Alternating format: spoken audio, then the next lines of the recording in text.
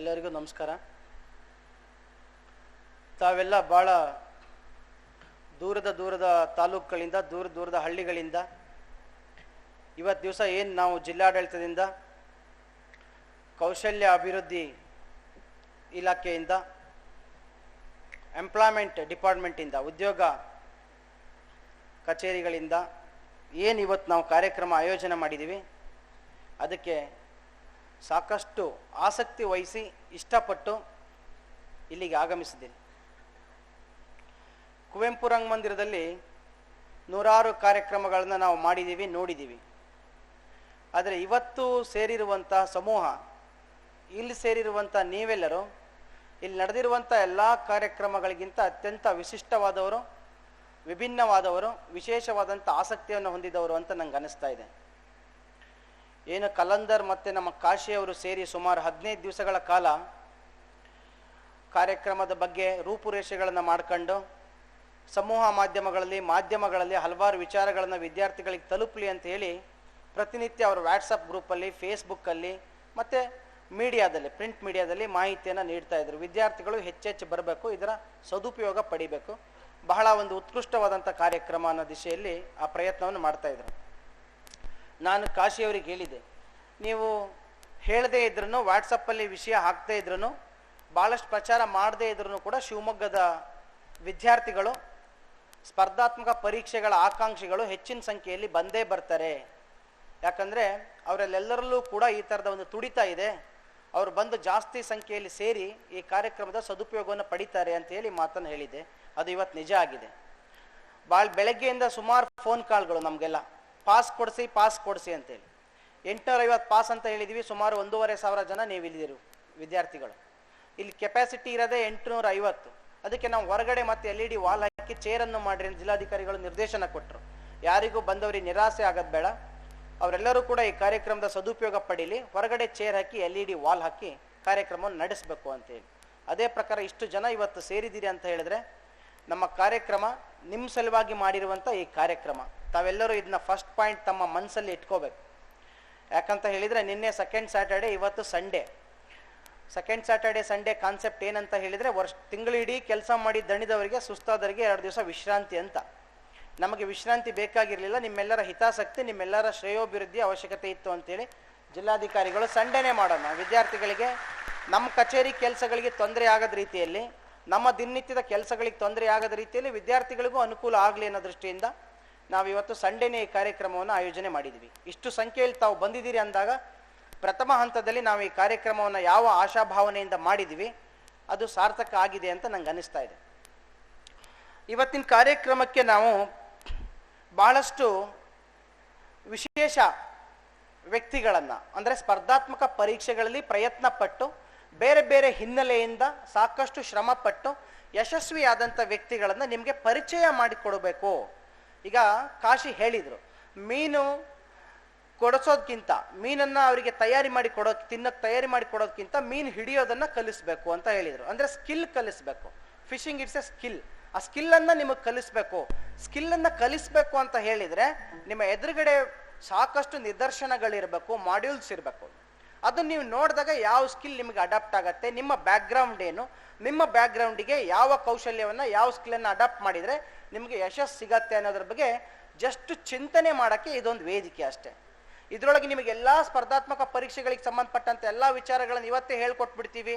Question papers ಯಾವ ಥರ ಇರುತ್ತೆ, ಆನ್ಸರ್ ಪೇಪರ್ ಯಾವ ಥರ ಇರುತ್ತೆ, ಏನು ಸಿಲೆಬಸ್ ಇರುತ್ತೆ ಅಂತ ಅಲ್ಲ.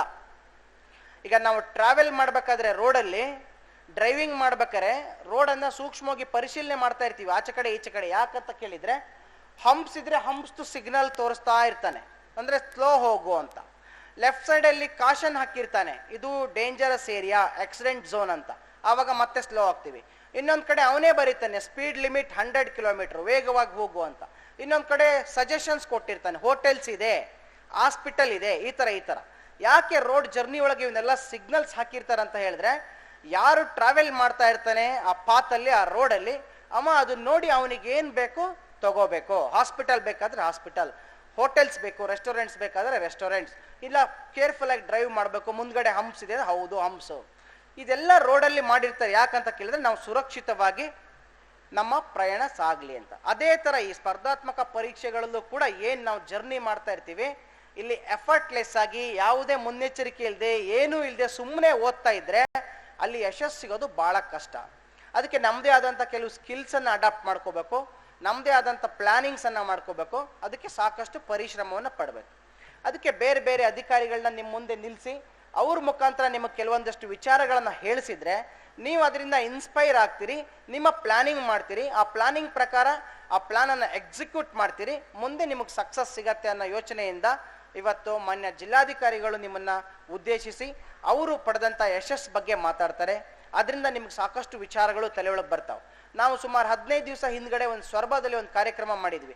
ಶ್ರೀಯುತ ಜಗದೀಶ್ ಸರ್ ಅವರು ಅವರ ಫ್ಯಾಮಿಲಿ ಟ್ರಸ್ಟ್ ಇಂದ, ಕರಡಿ ಕನ್ನಮ್ಮ ಟ್ರಸ್ಟ್ ಅಂತ ಒಂದಿದೆ ಅವ್ರ ಫ್ಯಾಮಿಲಿ ಟ್ರಸ್ಟ್, ಆ ಟ್ರಸ್ಟ್ ಇಂದ ಪ್ರಥಮ ಬಾರಿಗೆ ಸ್ಪರ್ಧಾತ್ಮಕ ಪರೀಕ್ಷೆಗಳಲ್ಲಿ ಪಾಸ್ ಆಗೋದು ಹೇಗೆ ಅನ್ನೋದ್ರ ಬಗ್ಗೆ ಒಂದು ದೊಡ್ಡ ಕಾರ್ಯಾಗಾರವನ್ನು ಮಾಡಿದ್ರು. ಸುಮಾರು 500-600 ವಿದ್ಯಾರ್ಥಿಗಳು ಸೇರಿದ್ರು. ಸ್ವರ್ಬ ತಾಲೂಕಿಗೆ ಮಾತ್ರ ಅದು ನಾವು ಸೀಮಿತಗೊಳಿಸಿದ್ವಿ. ಅವತ್ತು ಕೂಡ ಶ್ರೀಯುತ DC ಅವರು ಮಾತಾಡಿದ್ದಾರೆ, ಹಲವಾರು ವಿಚಾರಗಳನ್ನ ವಿದ್ಯಾರ್ಥಿಗಳಿಗೆ ತೆರೆದಿಟ್ಟಾರೆ. ಅದನ್ನ ಹೇಳೋದ್ರಿಂದ ನಿಮ್ಗೆ ಏನಾಗತ್ತೆ ಅಂತ ಹೇಳಿದ್ರೆ, ಎಲ್ಲರೂ ನಾವು ಏನು ಯೋಚನೆ ಮಾಡ್ತಾ ಇರ್ತೀವಿ ಅಂದ್ರೆ ಸ್ಪರ್ಧಾತ್ಮಕ ಪರೀಕ್ಷೆ ಅಂದ ತಕ್ಷಣ ಸ್ಪರ್ಧೆ ಅಂದ್ರೆ ಚಾಲೆಂಜ್, ಕಾಂಪಿಟಿಷನ್ ಅಂತ ಬಹಳ ಜನ ಹೇಳ್ತಾರೆ. Challenge, who has to take that challenge ಅಂದ್ರೆ ಯಾರು who wants the success he has to take that challenge. Challenge ಅನ್ನ ಸ್ವೀಕರಿಸ್ಬೇಕು. ಈ ಚಾಲೆಂಜ್ ಸ್ವೀಕರಿಸ್ಬೇಕು ಹಿನ್ನೆಲೆ ಏನು, ಯಾವ ರೀತಿ ಯಾವ್ಯಾವ ಪರಿಸ್ಥಿತಿಗಳಿದ್ರೂ ಕೂಡ ಇಂಥ ಚಾಲೆಂಜ್ ಅನ್ನ ಸ್ವೀಕರಿಸಿ ಸಕ್ಸಸ್ ಅನ್ನ ಪಡಿಬಹುದು ಅನ್ನೋ ವಿಚಾರಗಳ ಬಗ್ಗೆ ಮಾನ್ಯ ಜಿಲ್ಲಾಧಿಕಾರಿಗಳು ಮಾತಾಡ್ತಾರೆ. ಅದರ ಜೊತೆಗೆ ಓದಿದ್ದು IIT Indian institute of technology ಓದಿದ್ರು ಕೂಡ ಸ್ಪರ್ಧಾತ್ಮಕ ಪರೀಕ್ಷೆ, ಕಾಂಪಿಟೇಟಿವ್ ಎಕ್ಸಾಮ್ಸ್ ಬರೆದು IAS IPS ಈ ತರ ಪರೀಕ್ಷೆಗಳಲ್ಲಿ ತೊಡಗಿ ಸರ್ವಿಸ್ ಮಾಡಬೇಕು ಅನ್ನೋ ತುಡಿತದಿಂದ ಅಲ್ಲಿ ಕೂಡ ಓದಿ ವಿಭಿನ್ನ ಹಿನ್ನೆಲೆಯಿಂದ ಬಂದು ಕೂಡ ಯಶಸ್ಸನ್ನು ಗಳಿಸಿರುವಂಥ SP ಸಾಹೇಬರು ನಿಮ್ಮ ಮುಂದ್ಗಡೆ ಇದ್ದಾರೆ. ಅವರು ಹಲವಾರು ವಿಚಾರಗಳನ್ನ ಕುರಿತು ತಮ್ಮ ಮುಂದೆ ಹೇಳ್ತಾರೆ. ಯಾಕಂದ್ರೆ ವಿದ್ಯಾರ್ಥಿಗಳು ತಾವೆಲ್ಲ ಇಲ್ಲಿ ಸೇರಿದ್ದೀರಿ, ಬೇರೆ ಬೇರೆ ಬ್ಯಾಕ್ ಗ್ರೌಂಡ್ ಇಂದ ಬಂದಿದ್ದೀರಿ. ಸೈನ್ಸ್ ಇರ್ಬೋದು, ಆರ್ಟ್ಸ್ ಇರ್ಬೋದು, ಕಾಮರ್ಸ್ ಇರ್ಬೋದು, ಅಥವಾ ಯಾವುದೋ ಟೆಕ್ನಿಕಲ್ ಎಜುಕೇಶನ್ ಇರ್ಬೋದು, ಎಂಜಿನಿಯರಿಂಗ್ ಇರ್ಬೋದು, ಮೆಡಿಕಲ್ ಸೈನ್ಸ್ ಇರ್ಬೋದು, ಬೇರೆ ಬೇರೆ ವಿದ್ಯಾರ್ಥಿಗಳು ಬಂದಿರ್ತೀರಿ. ಎಲ್ಲರಿಗೂ ಸಾಮಾನ್ಯವಾದ ಕೆಲವು ಕ್ವೆಶನ್ಸ್ ಇರ್ತಾವೆ. ಏನಂತ ಹೇಳಿದ್ರೆ, who will get more success, who is having the disciplinary, ಯಾವ ಹಿನ್ನೆಲೆಯಿಂದ ಬಂದಿದ್ರೆ ಹೆಚ್ಚು ಅನುಕೂಲ ಆಗತ್ತೆ, which discipline will facilitate to become a successful in the competitive exams. ಏನು ಸೈನ್ಸ್ ಇಂದ ಬಂದ್ರೆ ಅನುಕೂಲ ಆಗುತ್ತೋ, ಆರ್ಟ್ಸ್ ಇಂದ ಬಂದ್ರೆ ಅನುಕೂಲ ಆಗುತ್ತೋ, ಎಂಜಿನಿಯರಿಂಗ್ ಓದಿರ್ಬೇಕು, ಮೆಡಿಕಲ್ ಸೈನ್ಸ್ ಓದಿರ್ಬೇಕು, ಯಾವ್ದ್ರಿಂದ ಬಂದ್ರೆ ಅನುಕೂಲ ಆಗತ್ತೆ ಅನ್ನೋ ಯೋಚನೆಗಳು ವಿದ್ಯಾರ್ಥಿಗಳು ಸುಮಾರು ಸಲ ನೀವು ಮಾಡಿರ್ತೀವಿ, ನಾವು ಕೂಡ ಮಾಡ್ತಿದ್ವಿ. ಅಂತ ಪರಿಸ್ಥಿತಿಯಲ್ಲಿ ಅವ್ರು ಮಾತಾಡಿದಾಗ ನಿಮ್ಗೆ ಅರ್ಥ ಆಗತ್ತೆ ಏನ್ ಬ್ಯಾಕ್ ಗ್ರೌಂಡ್ ಇಂದನೂ ಕೂಡ ಪ್ರಿಪೇರ್ ಮಾಡ್ಬೋದು, ಅದೆಲ್ಲ ನಮ್ಮ ಹತ್ರ ಇರುವಂತದ್ದು. We have to strive for it, ಅದನ್ನ ಮಾಡಿದ್ರೆ ನಮ್ಗೆ ಸಕ್ಸಸ್ ಸಿಗತ್ತೆ ಅನ್ನೋ ಯೋಚನೆಗಳು ಬರುತ್ತೆ. ಅದ್ರ ಬಗ್ಗೆ SP ಸರ್ ನಿಮಗೆ ಸುಮಾರು 1 ಗಂಟೆಗಳ ಕಾಲ ಅದ್ರ ಬಗ್ಗೆ ಉಪನ್ಯಾಸವನ್ನು ಕೊಡ್ತಾರೆ. ಅದರ ಜೊತೆಗೆ ಈಗಾಗಲೇ ಕಾಶಿ ಹೇಳಿದ್ರು, ನಮ್ಮ ಶಿವಮೊಗ್ಗದವ್ರೆ 99 ಬ್ಯಾಚಲ್ಲಿ KAS ಆಫೀಸರ್ ಆಗಿ, ಅಸಿಸ್ಟೆಂಟ್ ಕಮಿಷನರ್ ಆಗಿ ಸರ್ವಿಸಿಗೆ ಜಾಯ್ನ್ ಆಗಿ, ಇವಾಗ IAS ಕನ್ಫರ್ಮ್ ಆಗಿ ಹಾಸನಲ್ಲಿ CEO ಆಗಿ ಕೆಲಸ ಮಾಡ್ತಾ ಇದ್ದಾರೆ. ನಿಮ್ಮಂಥ ನೂರಾರು ಸಾವಿರಾರು ವಿದ್ಯಾರ್ಥಿಗಳನ್ನ ಅವರು ಉದ್ದೇಶಿಸಿ ಮಾತಾಡ್ತಾ ಇರ್ತಾರೆ. ನಾವು ಹಾವೇರಿಯಲ್ಲಿ ಅವ್ರು ADC ಇದ್ದಾಗ, ನಾನು AC ಇದ್ದಾಗ ಒಂದು ಕೋಚಿಂಗ್ ಸೆಂಟರ್ನ ಓಪನ್ ಮಾಡಿದ್ವಿ. KASಗೆ IASಗೆ ಫ್ರೀ ಕೋಚಿಂಗ್ ಸೆಂಟರ್. ಅಲ್ಲಿ ಎಲ್ಲ ಪುಸ್ತಕಗಳನ್ನು ಇಟ್ಟು ಒಂದು ಕಡೆ ನಾವೇ ಹೋಗಿ ಪಾಠ ಮಾಡ್ತಿದ್ವಿ. ಒಂದು ದಿವಸ ಜಗದೀಶ್ ಸರ್, ಒಂದು ದಿವಸ ನಾನು, ಒಂದು ದಿವಸ ನಮ್ಮ ಜಿಲ್ಲೆಯಲ್ಲಿರುವ ಎಲ್ಲ ತಹಸೀಲ್ದಾರ್ಸ್, AC ಎಲ್ಲರೂ. ಅದ್ರ ಜೊತೆಗೆ ಬೇರೆ ಬೇರೆ ಡಿಸಿಪ್ಲಿನ್ ಇಂದ ಲೆಕ್ಚರ್ಸ್ ಕರೆಸ್ತಿದ್ವಿ, ಸೋಷಿಯಾಲಜಿ, ಜಿಯೋಗ್ರಫಿ, ಯಾವ್ಯಾವ ಬೇಕು ಆ ಥರ ಮಾಡಿದಾಗ ಆ ವರ್ಷದ ಪ್ರಿಲಿಮ್ಸ್ ಅಲ್ಲಿ ಸುಮಾರು 25-30 ಹುಡುಗರು ಪ್ರಿಲಿಮ್ಸ್ ಪಾಸ್ ಆದರು. ಯಾಕಂದ್ರೆ ಅವ್ರಿಗೆ ಅವೇರ್ನೆಸ್ ಬಂತು. ಆಮೇಲೆ ಮೇನ್ಸ್ ಅಲ್ಲೂ ಕೂಡ ಸುಮಾರು ಜನ ಯಶಸ್ಸನ್ನು ಪಡೆದಾರೆ. ಅದ್ರ ಬಗ್ಗೆ ಅವ್ರಿಗೆ ಯಾವಾಗಲೂ ಕಾಳಜಿ ಇದೆ. ಅವರು ತಮ್ಮ ಸ್ವಂತ ಟ್ರಸ್ಟ್ ಕೂಡ ಸ್ಟಾರ್ಟ್ ಮಾಡಿದ್ದಾರೆ ಸ್ವರ್ಬದಲ್ಲಿ, ಕಾಂಪಿಟೇಟಿವ್ ಎಕ್ಸಾಮ್ಸ್ಗೆ ಅನುಕೂಲ ಮಾಡಿಕೊಡ್ಬೇಕಂತ. ಅವರು ತಮ್ಮ ಜೀವನದಲ್ಲಿ ಆಗಿರುವಂಥ ಎಲ್ಲ ಬದಲಾವಣೆಗಳು, ತಾವು ಸ್ಪರ್ಧಾತ್ಮಕ ಪರೀಕ್ಷೆಯಲ್ಲಿ ಏನೇನು ಪ್ರಯತ್ನ ಪಟ್ವಿ ಅನ್ನೋ ವಿಚಾರಗಳ ಬಗ್ಗೆ ಮಾತಾಡ್ತಾರೆ ಇದ್ರು. ಅವರು ಕೂಡ ಇವತ್ತು ಬರ್ತಾ ಇದ್ದಾರೆ. ಅವ್ರನ್ನ ನಾವೇ ಬಹಳ ಒತ್ತಾಸೆಯಿಂದ, DC ಸಾಹೇಬರು ಬಹಳ ಒತ್ತಾಯಪೂರ್ವಕವಾಗಿ ನೀವು ಬರಲೇಬೇಕು, ನೀವು ಬಂದು ನಮ್ಮ ವಿದ್ಯಾರ್ಥಿಗಳಿಗೆ ಮಾತಾಡಬೇಕು, ಅವ್ರನ್ನ ಇನ್ಸ್ಪೈರ್ ಮಾಡಬೇಕು ಅಂತ ಕೇಳ್ಕೊಂಡಾಗ ಅವರು ಕೂಡ ಪಾಪ ಬಹಳಷ್ಟು ಒತ್ತಡಗಳ ನಡುವೆ ಇವತ್ತು ಬಂದು ಮಧ್ಯಾಹ್ನ ಸುಮಾರು 2-3 ಗಂಟೆಗಳ ಕಾಲ ನಿಮ್ಮ ಜೊತೆಗಿದ್ದು ಮಾತಾಡಿ ಸಂದರ್ಶನವನ್ನು ಕೂಡ ಮಾಡ್ತಾರೆ. ಇವೆಲ್ಲ ಯಾಕೆ ಆಯೋಜನೆ ಮಾಡಿದೀವಿ, ಯಾಕಂತ ಹೇಳಿದ್ರೆ 100% ನಾ ಹೇಳ್ದಂಗೆ ನಿಮ್ಮನ್ನ ಎಕ್ಸಾಮ್ ಪ್ರಿಪೇರ್ ಮಾಡಿ ಎಕ್ಸಾಮ್ ಹಾಲಿಗೆ ನಾಳೆ ತಗೊಂಡು ಕೂತ ತಕ್ಷಣ ಬರಿತೀರಿ ಅಂತ ಅಲ್ಲ. ಅಟ್ಲೀಸ್ಟ್ ನಿಮ್ಮಲ್ಲಿ ಒಂದು ಅವೇರ್ನೆಸ್ ಬರಲಿ, ಈ ಥರದ ಎಕ್ಸಾಮ್ಸ್ ಇದಾವೆ, ಯಾರೆಲ್ಲ ಈ ಎಕ್ಸಾಮ್ಸ್ ತಗೋಬಹುದು, ನಮ್ಗಿರುವಂಥ ಸವಾಲುಗಳು ಏನು, ಆ ಎಲ್ಲ ಕಾರಣಗಳನ್ನು ಹೊರತುಪಡಿಸಿ ಇವೆಲ್ಲ ಕಾರಣಗಳನ್ನು ಕೂಡ ತುಳಿದು ನಿಂತು ಸಾಧನೆ ಮಾಡಬಹುದೋ ಇಲ್ವೋ ಅನ್ನೋದನ್ನ ಬಾಯಲ್ಲಿ ಯಾರಾದ್ರೂ ಹೇಳಿದ್ರೆ ನಿಮಗೆ ಕತೆ ತರ ಅನ್ಸತ್ತೆ. ಆದ್ರೆ ಸ್ಪಷ್ಟವಾದ ನಿದರ್ಶನಗಳನ್ನೇ ವೇದಿಕೆ ಮೇಲೆ ಇಟ್ಟಾಗ ನಿಮಗೆ ಹೆಚ್ಚು ಅರ್ಥ ಆಗತ್ತೆ. ಸಕ್ಸಸ್ ಪಡೆದವರೇ ನಿಮ್ಮ ಎದುರುಗಡೆ ಕೂತ್ಕೊಂಡು ಮಾತಾಡೋದ್ರಿಂದ ನಿಮ್ಗೆ ಹೆಚ್ಚು ಅದ್ರದ್ದು ಉಪಯೋಗ ಮುಟ್ಟತ್ತೆ, ನಿಮ್ಮ ಮನಸ್ಸಲ್ಲಿ ಹೆಚ್ಚು ಗಟ್ಟಿ ಆಗತ್ತೆ, ಅದು ಕಾಂಕ್ರೀಟ್ನೆಸ್ ಬರುತ್ತೆ. ಹೌದು, ನಾನು ಕೂಡ ಯಶಸ್ಸನ್ನು ಪಡಿಬೋದು ಅನ್ನೋದಕ್ಕೆ. ಅದಕ್ಕೆ ಇವತ್ತಿನ ಈ ಕಾರ್ಯಕ್ರಮವನ್ನ ನಮ್ಮ ಕಲಂದರ್ ಮತ್ತು ಕಾಶಿಯವರು ಬಹಳ ಅಚ್ಚುಕಟ್ಟಾಗಿ ಬಹಳ ಮುತುವರ್ಜಿ ವಹಿಸಿ ಮಾಡಿದ್ದಾರೆ. ನಾವೆಲ್ಲ ಸುಮಾರು ಕಾರ್ಯಕ್ರಮ ಇಲ್ಲಿ ಮಾಡ್ತೀವಿ, ಅವೆಲ್ಲ ಕಾರ್ಯಕ್ರಮಗಳಿಂದ ಹೆಚ್ಚು ನಾವೆಲ್ಲರೂ ಆಸಕ್ತಿ ವಹಿಸಿ ಮಾಡಿರೋದು ಈ ಕಾರ್ಯಕ್ರಮ. ಕುಡಿಬೇಕಾಗಿದ್ದು ಕುದುರೆ ನೀರು ಒಯ್ದವನ, ಕುದುರೆನೇ ನೀರು ಕುಡಿಬೇಕು. ಅದಕ್ಕೆ ನಿಮಗೆಲ್ಲ ಕಾಂಪಿಟೇಟಿವ್ ಎಕ್ಸಾಮ್ ಅಂದ್ರೆ ಏನು, ಯಾವ ಥರದಲ್ಲಿ ಇರ್ತವೆ, ಯಾವ ಥರ ಸಕ್ಸಸ್ ಪಡಿಬೋದು ಅನ್ನೋದೆಲ್ಲ ಹೇಳ್ತೀವಿ. ಆದರೆ ಅದನ್ನ ಅಡಾಪ್ಟ್ ಮಾಡ್ಕೊಂಡು ಅಚೀವ್ ಮಾಡಬೇಕಾದವರು ನೀವೇ. ಅದಕ್ಕೆ ಕೆಲವೊಂದಷ್ಟು ವಿಚಾರಗಳು ಏನು ಇವತ್ತಿಲ್ಲಿ ವ್ಯಕ್ತ ಆಗ್ತವೆ ಅವೆಲ್ಲವನ್ನ ನಿಮ್ಮ ತಲೆಯಲ್ಲಿ ತಗೋಬೇಕು. ಅದಕ್ಕೆ ಪೂರಕವಾಗಿ ನಿಮ್ಮ ದಿನನಿತ್ಯದ ಚಟುವಟಿಕೆಗಳನ್ನ ಸ್ಟಾರ್ಟ್ ಮಾಡ್ಕೋಬೇಕು, ಪ್ಲಾನ್ ಮಾಡಿ ಎಕ್ಸಿಕ್ಯೂಟ್ ಮಾಡ್ಬೇಕು. ಭಾಳ ಖುಷಿ ಆಗ್ತಾ ಇದೆ, ಭಾಳ ಜನ ಇಲ್ಲಿ ಸೇರಿದ್ದೀರಿ, ಭಾಳಷ್ಟು ವಿಚಾರಗಳನ್ನ ತಿಳ್ಕೊಳ್ತೀವಿ ಕಾಂಪಿಟೇಟಿವ್ ಎಕ್ಸಾಮ್ಸ್ ಬಗ್ಗೆ ಅಂತ. ಕೆಲವರು ಫ್ರೆಂಡ್ಸ್ ಒತ್ತಾಸೆ ಮೇಲೆ ಬಂದಿರ್ಬೋದು, ಕೆಲವರು ಅವರೇ ಸ್ವಯಂ ಇಚ್ಛೆ ಪಟ್ಟು ಬಂದಿರ್ಬೋದು, ಇನ್ನು ಕೆಲವರು ಭಾನುವಾರ ರಜೆ ಇದೆ ಏನು ಮಾಡೋದು ಈ ಥರದೊಂದು ಕಾರ್ಯಕ್ರಮದ ಹೋಗಿ ಕೂತ್ಕೊಳ್ಳೋಣ ಅಂತ ಬಂದಿರ್ಬೋದು. ಇದು 3 ಕೆಟಗರಿಯಿಂದ ಬಂದಿರಬಹುದು ಅಂತ ಹೇಳ್ತಾ ಇದ್ದೀನಿ. ನಿಮಗೆ ಈ ಪ್ರಶ್ನೆಗೆ ಉತ್ತರ ನೀವೇ ಕೊಟ್ಕೋಬೇಕು, ಯಾರು ಯಾವುದಕ್ಕೆ ಬಂದಿರಿ ಅಂತ. ಸಂಡೇ ಫ್ರೀ ಇದ್ದೀನಿ ಅಂತ ಬಂದಿರೋ, ನಿಜವಾಗ್ಲೂ ಎಕ್ಸಾಮ್ ಫೇಸ್ ಮಾಡಿ ಸಕ್ಸಸ್ ಪಡಿಬೇಕಂತ ಬಂದಿರೋ, ಅಥವಾ ಫ್ರೆಂಡ್ ಕರ್ದ್ಲು ಅಂತ ಬಂದಿದ್ದೀರೋ, ಈ ಕ್ವೆಶನ್ಸ್ ನಿಮ್ಮ ಹತ್ರ ಆನ್ಸರ್ಸ್ ಇದೆ. ಆದರೆ ನಾವು ಹೇಳಬೇಕಾಗಿದ್ದ ವಿಷಯ ಇಷ್ಟೇ, ಯಾವ ಅಂಶಗಳು ನಿಮ್ಮನ್ನು ಇಲ್ಲಿ ಕರ್ಕೊಬಂದ್ರೂ ಪರವಾಗಿಲ್ಲ, ಇಲ್ಲಿಗೆ ಬಂದು ಕೇಳಿದ ಮೇಲೆ ನಿಮ್ಮಲ್ಲಿ ಒಂದು ಛಲ ಮೂಡಬೇಕು, ನಾನು ಕೂಡ ಕಾಂಪಿಟೇಟಿವ್ ಎಕ್ಸಾಮಲ್ಲಿ ಪಾಸ್ ಆಗ್ತೀನಿ. ಕಾಂಪಿಟೇಟಿವ್ ಎಕ್ಸಾಮ್ಸ್ ಅಂದ ತಕ್ಷಣ ಬರೀ ಐ ಎ ಎಸ್ KS ಈ ಥರದ ಎಕ್ಸಾಮ್ಸ್ ಅಥವಾ ಯಾವುದೋ ನೌಕರಿ ಸಲುವಾಗಿ ಮಾಡೋದಂತಲ್ಲ. ಕಾಂಪಿಟೇಟಿವ್ ಎಕ್ಸಾಮ್ ಪಾಸ್ ಆದಮೇಲೆ ಆ ವ್ಯಕ್ತಿತ್ವದಲ್ಲಿ ಸ್ವಲ್ಪ ಬದಲಾವಣೆಗಳಾಗಬೇಕು. ನಾವು ಸರ್ವಿಸ್ ಯಾರು ಬಂದು ಸೇರಿದ್ರು, ಸರ್ಕಾರಿ ಸೇವೆ ಆಗಲಿ ಸಮಾಜ ಸೇವೆ ಆಗಲಿ ಸರ್ವಿಸ್ ಅಂತ ಕರೀತಾರೆ. ಅಲ್ಲಿ ನೀವು ನೋಡ್ರಿ UPSC KPSC ಅಂತ ಬರ್ತಾರೆ, Karnataka public service commission, union public service commission. ಇದು ಸರ್ವಿಸ್ ಅಂದ್ರೆ ಸೇವೆ, ವರ್ಕ್ ಅಂದ್ರೆ ಕೆಲಸ. ಸರ್ವಿಸಿಗೂ ವರ್ಕಿಗೂ ಬಹಳ ವ್ಯತ್ಯಾಸ ಇದೆ.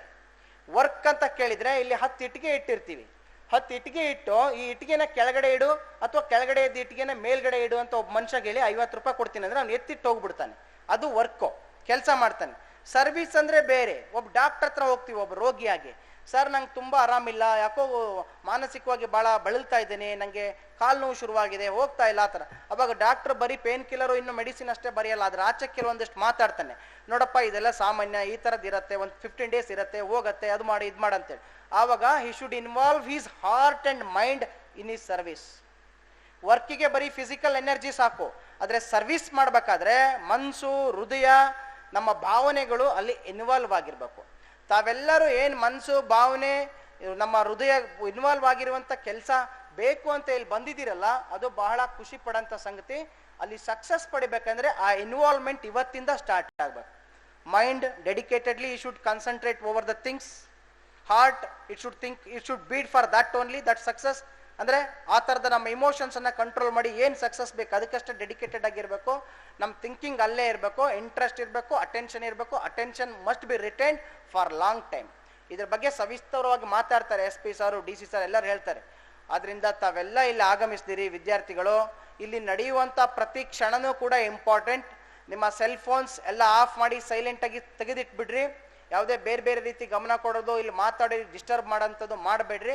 ಅನಿವಾರ್ಯತೆ ಬಂದರೆ ಯಾರಿಗಾದರೂ ತಾವು ನೇರವಾಗಿ ಹೊರಗೆ ಹೋಗ್ಬೋದು, ಒಳಗಡೆ ಕೂತ್ ಮೊಬೈಲಲ್ಲಿ ಮಾತಾಡೋದು, ತೊಂದರೆ ಕೊಡೋಂಥದ್ದು, ಇಲ್ಲಿ ಪಾಠ ಮಾಡೋಂಥರಿಗೆ ಅಥವಾ ಮಾತಾಡೋಂಥರಿಗೆ ಸಮಸ್ಯೆ ಮಾಡೋಂಥದ್ದು ಮಾಡಬೇಡ್ರಿ ದಯವಿಟ್ಟು. ಕೆಲವು ನಿಂತ್ಕೊಂಡಿದ್ದೀರಿ, ಅವ್ರಿಗೆ ಹೊರಗಡೆ ಚೇರ್ ಮತ್ತು LED ವಾಲ್ ವ್ಯವಸ್ಥೆ ಆಗುತ್ತೆ. ಎಲ್ಲರೂ ಈ ಕಾರ್ಯಕ್ರಮವನ್ನು ಸದುಪಯೋಗ ಪಡಿಸ್ಕೊಳ್ರಿ. ನಾನು ಇನ್ನೊಂದ್ಸಲ ವೇದಿಕೆ ಮೇಲೆ ಇಷ್ಟೆಲ್ಲ ಒತ್ತಡಗಳ ನಡುವೆನೂ ಕೂಡ ಬಂದು ನಿಮ್ಮ ಜೊತೆಗೆ ಆಗಮಿಸಿರುವಂಥ ಎಲ್ಲ ಮಹನೀಯರಿಗೆ ತಮ್ಮ ಪರವಾಗಿ ಮತ್ತೊಮ್ಮೆ ಹಾರ್ದಿಕವಾದ ಸ್ವಾಗತವನ್ನು ಬಯಸಿ ಈ ಕಾರ್ಯಕ್ರಮ ತಾವೆಲ್ಲ ಯಶಸ್ಸುಗೊಳಿಸ್ಬೇಕಂತ ಕೇಳ್ತಾ ಇದ್ದೀನಿ.